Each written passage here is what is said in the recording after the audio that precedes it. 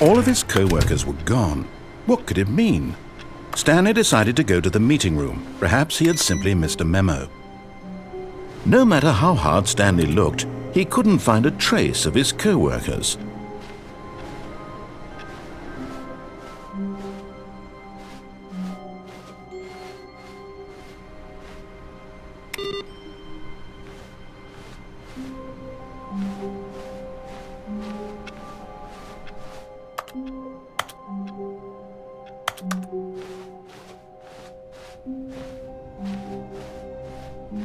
When Stanley came to a set of 2 open doors, he entered the door on his left.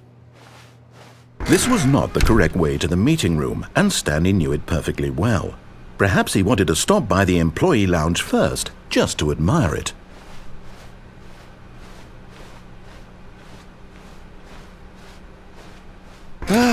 Yes, truly a room worth admiring.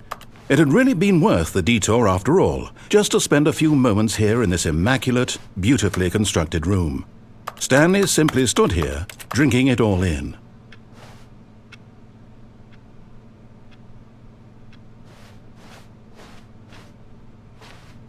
But eager to get back to business, Stanley took the first open door on his left.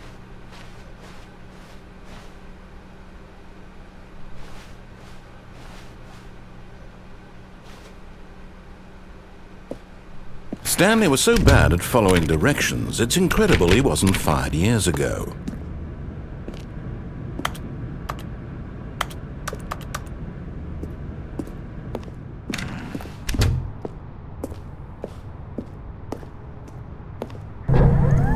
Look, Stanley, I think perhaps we've gotten off on the wrong foot here. I'm not your enemy, really, I'm not. I realize that investing your trust in someone else can be difficult, but the fact is that the story has been about nothing but you all this time. There's someone you've been neglecting, Stanley. Someone you've forgotten about. What? Really? I was in the middle of something. Do you have zero consideration for others? Are you that convinced that I want something bad to happen to you? Why, I don't know how to convince you of this, but I really do want to help you, to show you something beautiful. Look, let me prove it. Let me prove that I'm on your side. Give me a chance.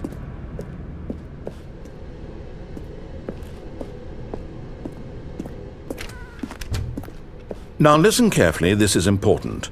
Stanley walked through the red door. Oh, thank God you are willing to listen to me.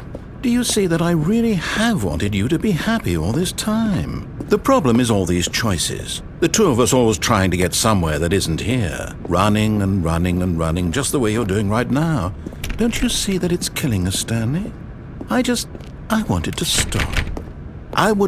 We would both be so much happier if we just stopped. And I think I have a solution. Here, let me show you.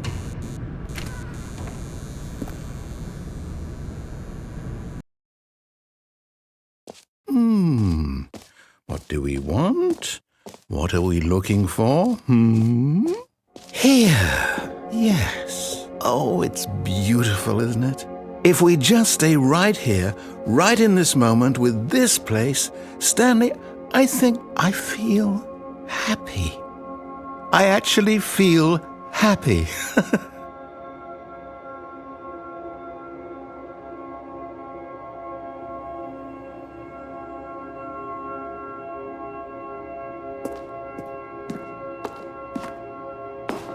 No, wait. Where are you going?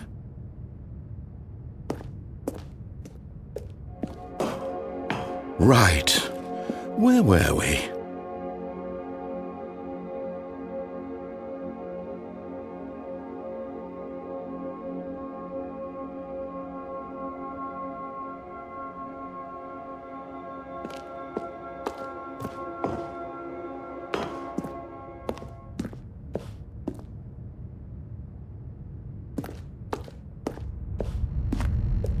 Oh no! Stay away from those stairs. If you hurt yourself, if you die, the game will reset. We'll lose all of this.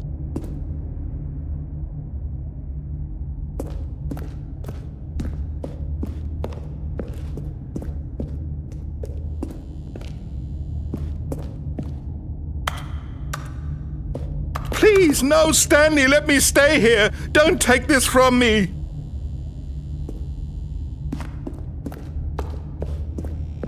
Please, Stanley, think about what you're doing.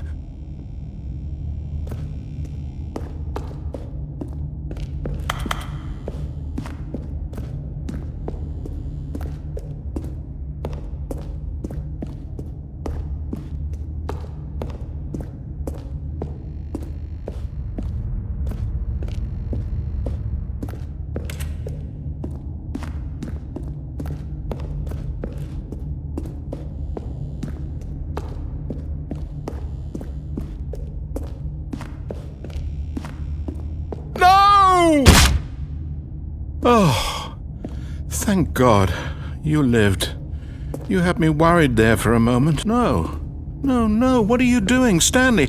Please, I'm asking you not to take this away from me. I can't go back to what I was before. If you die, we'll both go back. Why are you doing this?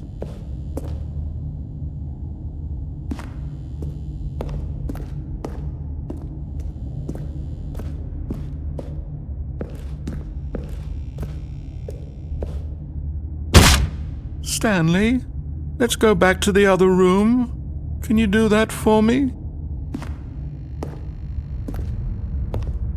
Yes, perhaps you can. Perhaps you finally see what I'm talking about. I know you'll see that we can't be happy if we leave this place. You can see that, can't you?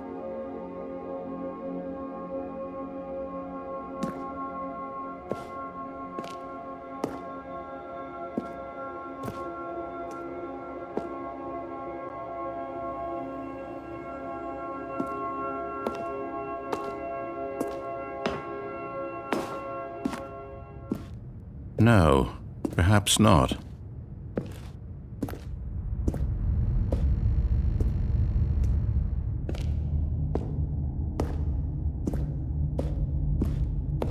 My God, is this really how much you dislike my game?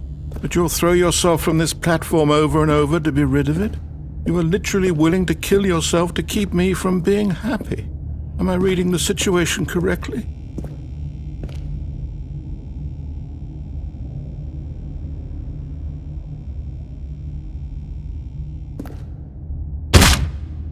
Or maybe you're just getting a kick out of it. I don't know anymore. I just wanted us to get along. But I guess that was too much to ask. It looks like you wanted to make a choice after all. Well, this one is yours.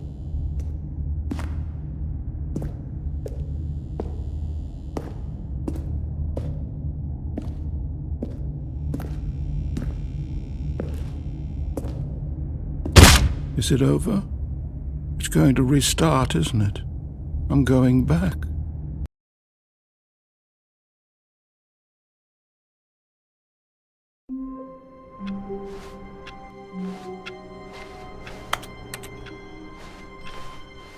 All of his co-workers were gone. What could it mean? Stanley decided to go to the meeting room. Perhaps he had simply missed a memo.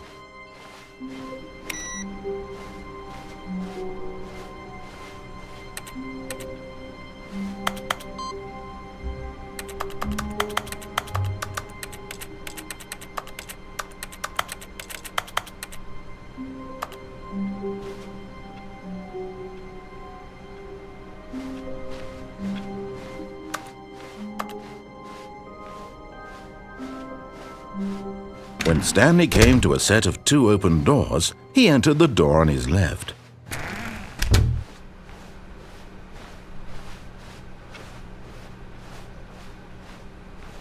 Yet there was not a single person here either. Feeling a wave of disbelief, Stanley decided to go up to his boss's office, hoping he might find an answer there. Coming to a staircase, Stanley walked upstairs to his boss's office.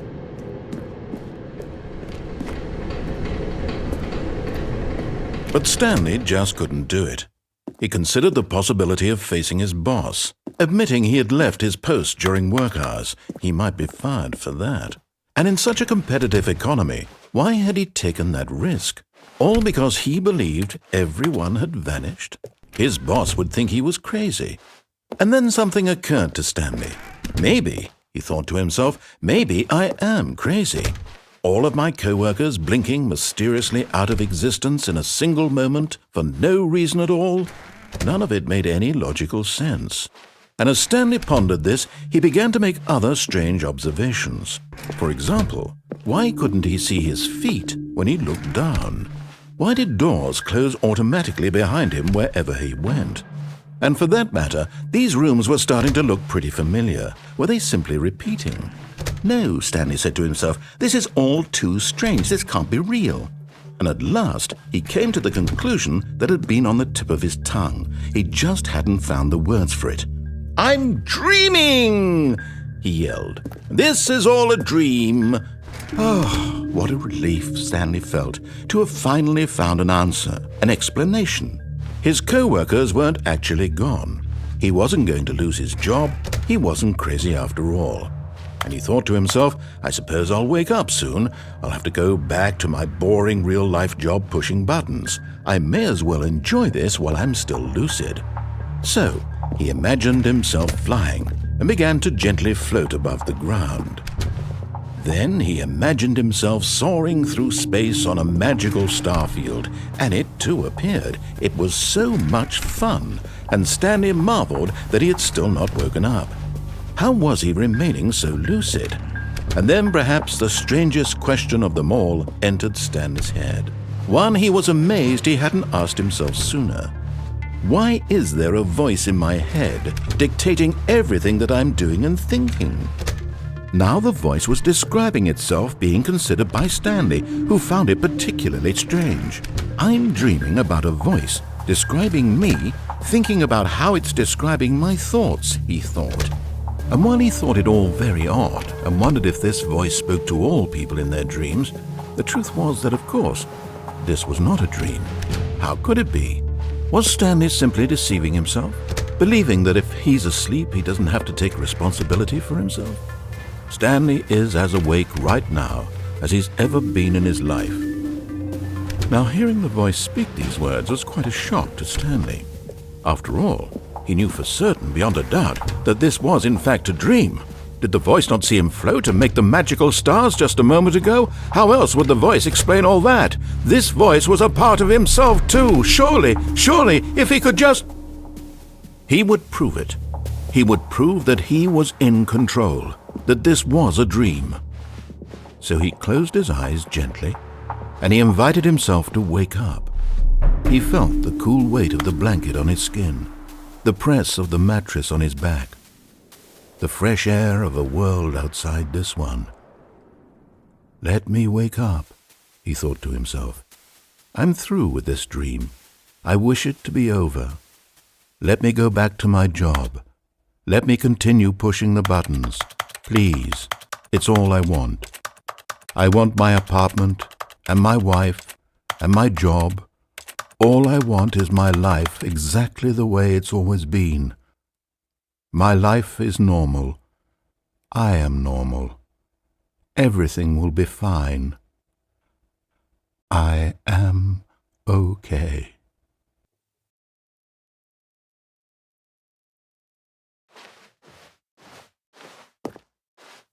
Stanley began screaming. Please, someone, wake me up. My name is Stanley. I have a boss. I have an office. I am real. Please, just someone tell me I am real. I must be real. I must be. Can anyone hear my voice? Who am I? Who am I? And everything went black.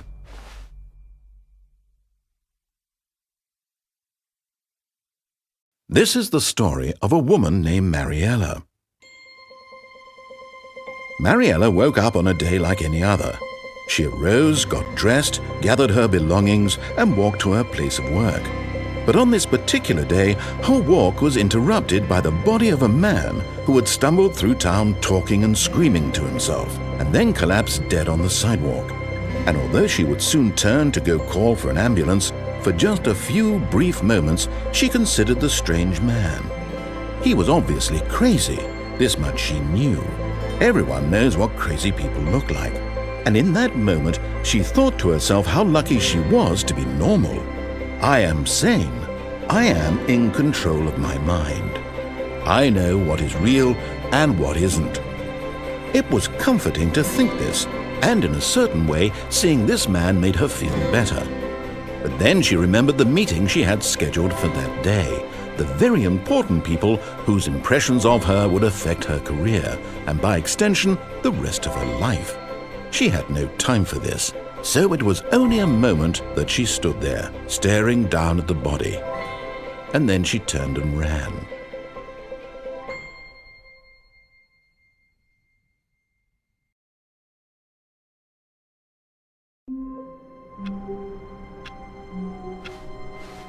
All of his co-workers were gone. What could it mean? Stanley decided to go to the meeting room. Perhaps he had simply missed a memo.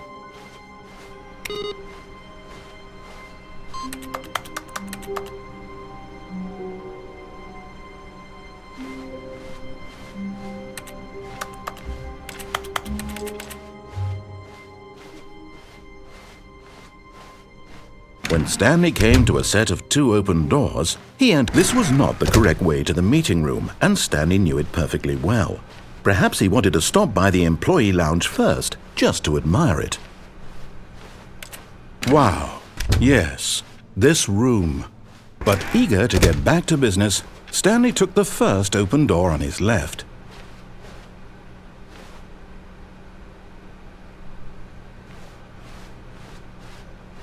Stanley was so bad at following directions, it's incredible he wasn't fired years ago. Look, Stanley, I think perhaps we've gotten off on the wrong foot here. I'm not your enemy, really, I'm not. I realize that investing your trust in someone else can be difficult, but the fact is that the story has been about nothing but you all this time. There's someone you've been neglecting, Stanley. Someone you've forgotten about. What? Really?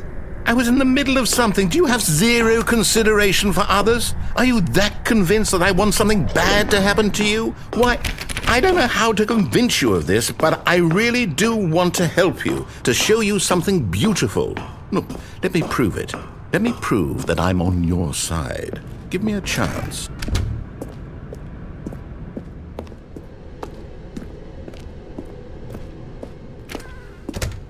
Now listen carefully, this is important. Stanley walked through the red door. Aha, perhaps you misunderstood. Stanley walked through the red door. I still don't think we're communicating properly. Stanley walked through the red door. All right, fine, go ahead, Stanley. You want to know so badly what's out there? You want to find out what lies at the end of this road you've chosen? Well, don't let me stop you. You see? There's nothing here.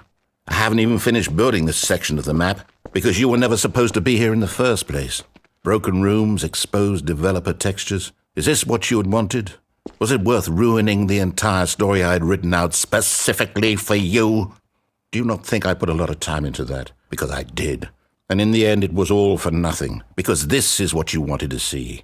Help me here, Stanley. Help elucidate these strange and unknowable desires of yours. What would have made this game better? What did you want to see? Vehicles? Skill trees? Work with me. You've given me absolutely nothing so far. Tell you what, let me take a stab in the dark at a new design, and you can give me some feedback. There we go. A third option. This already feels leaps ahead of where we were before. Go ahead, Stanley. Take it for a spin.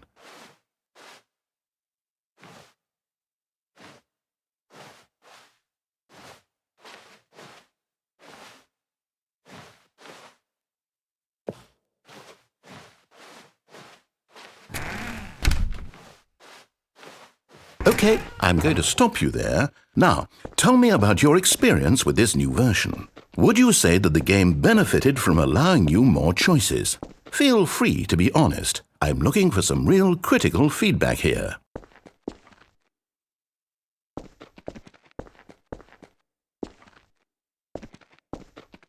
Oh, well, now this is useful. You didn't like it, but you didn't totally hate it either. You enjoyed it, perhaps is the correct term. It didn't cause you excruciating pain. Big steps we've made here today, Stanley. Here, based on the data from your previous playthrough, I've compiled a new version. And to be perfectly candid, I think I've knocked it out of the park with this one. Let's take a look.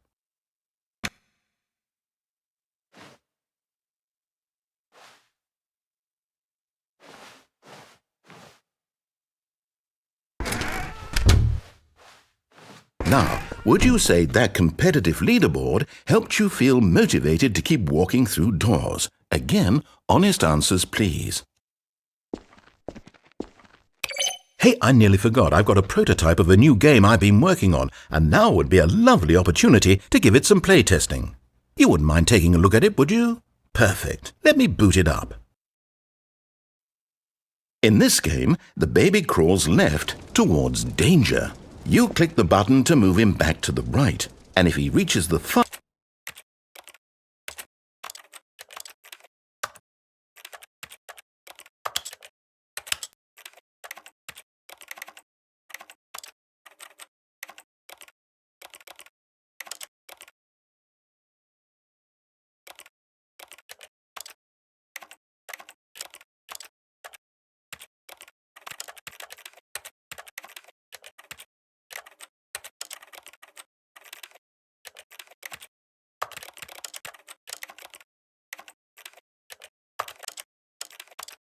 you fail. It's a very meaningful game, all about the desperation and tedium of endlessly confronting the demands of family life. I think the art world will really take notice.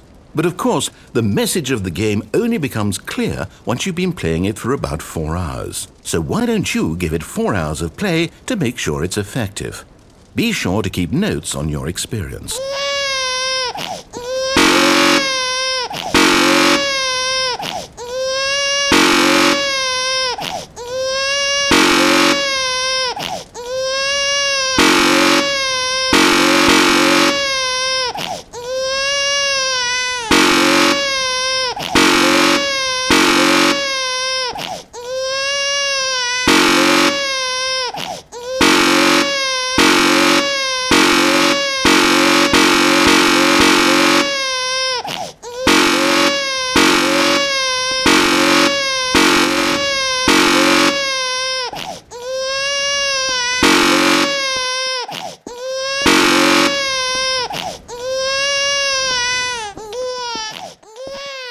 You heartless bastard! Did you do it because you hate babies or purely to spite me? Because if it's the latter, well, I don't know what to do. I'm completely out of ideas. I can't think of a single thing that might improve the experience for me. I'm not even going to try. I'm out, I'm done. It's over. Thank you for playing. Your input was extremely valuable. Oh, hey, since my game was so awful, why don't we play someone else's game, just to ease the pain? Let's see. What do we have here? Yes, this seems like it'll work. Let's give it a shot.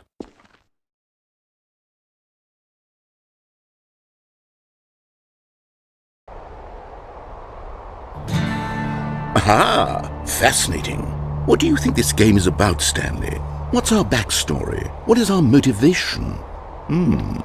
Well, it seems obvious to me that you are meant to play as a creepy man spying on innocent civilians below you from up high in your creep tower, perhaps for some sort of twisted, erotic purpose. Yes, that must be it. What a fascinating venture into the experience of total mental depravity. So far, I love everything about this game, Stanley. And it seems there's even more. Come, let's venture outward and see what else is out there.